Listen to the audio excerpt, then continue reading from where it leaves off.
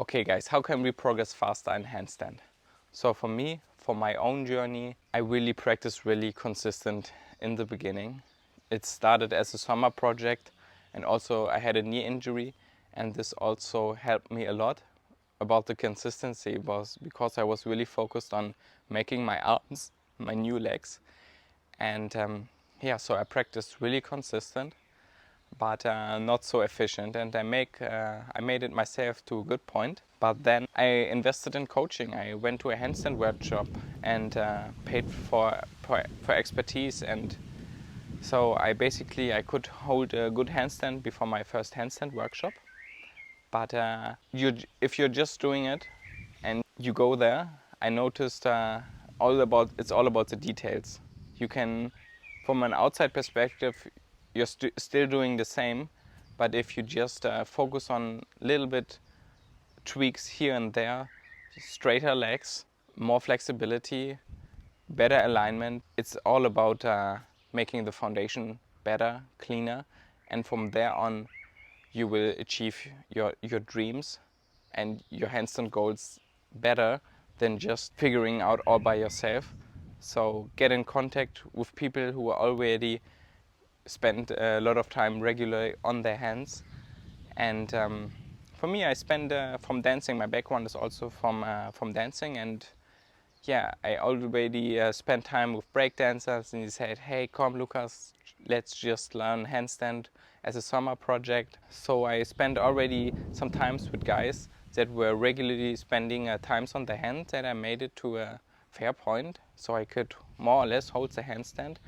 But then I wanted to take it to the next level, so I got the feedback, the real-time feedback from guys who are really understanding what they were doing. So I really tried also to be a good student. So I said, okay, this guy has like 20 years on his hands, and I spent more than me time on my hand, and what can I learn from him?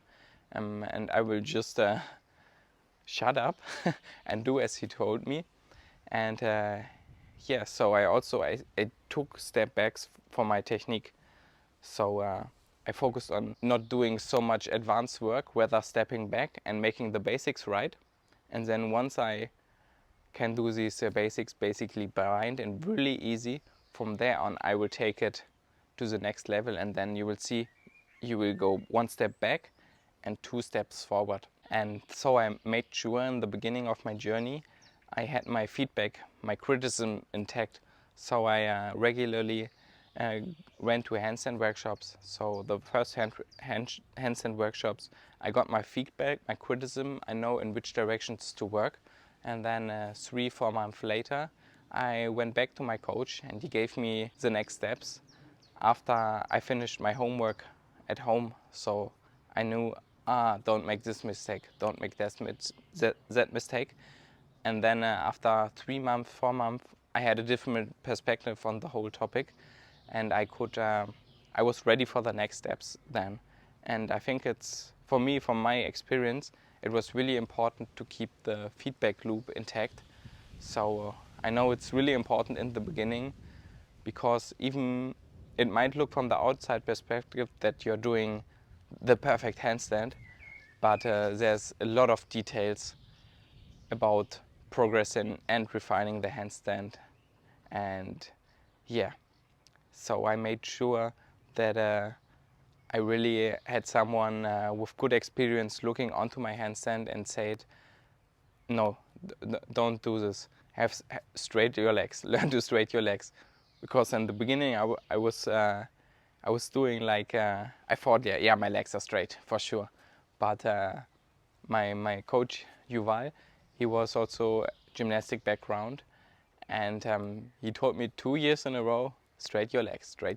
And my legs were never really straight until like 2 or 3 years. And he said, yeah, Lucas, now you have straight legs. And also understanding why I should straighten my legs, I think it's really important. And I also want to share this with you. So if your legs are not straight, you will more likely to fall over and your whole structure is not so stable.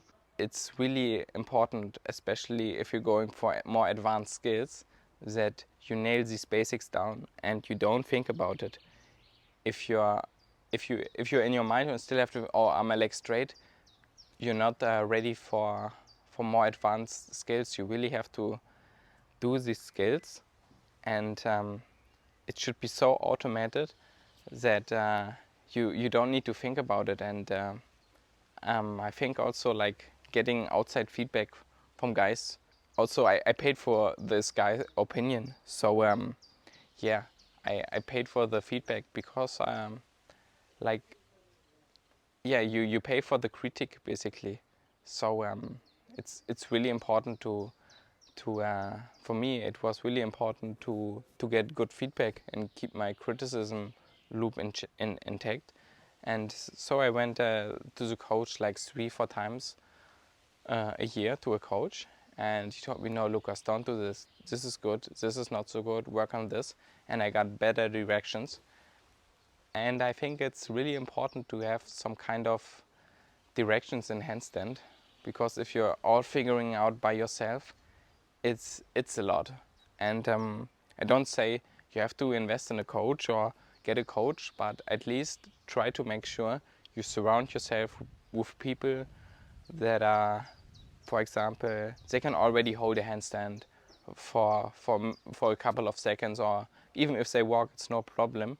Just look for persons in your life that are a little bit more experienced on your hands, and just try to stick with them and learn from them. And then if you want to take it more serious, I think it's always a good investment in yourself if you take coaching. So if you want to take it to the next level and achieve, for example, the one-arm handstand, or getting closer to the one-arm handstand, I think it's really, for me, I couldn't do it myself. So yeah, but just if you have people around that already can do a one-arm handstand, amazing. And yeah, but it's really all about getting the feedback right, and also just go to these people and ask, hey, how can I do this? What is bad about my form? How can I improve? Yeah, getting these feedbacks regularly, and don't just do it over and over again. So you want to do it again, but with the clean and right form. And if you're already always repeating mistakes, they become a habit, and you rather focus on building good habits than not so good habits. So it's really important to have a good feedback and be aware about, hey, what's wrong? Why isn't it working? It's nice if you come to a flow state where it always works. Nice. But it's nice if it doesn't work, to can reflect, oh, why isn't it working? Maybe I feel myself, oh, my legs are not straight, the hip position is not good, or what are my shoulders doing here?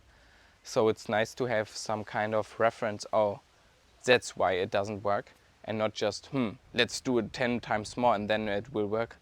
It's not in handstand like this. So clean technique and alignment is really important. And yeah, I learned this stuff from a good coach, but I also it's a little bit windy. But I also try to share some stuff here. I already have some alignment stuff here on my YouTube channel.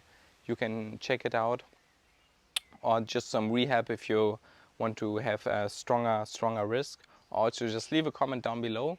I will also help you guys. Like if you have problems, I also will get back to you, and I read every comment, and also try to answer every comment. But it's yeah, I'm here to help you and help the community.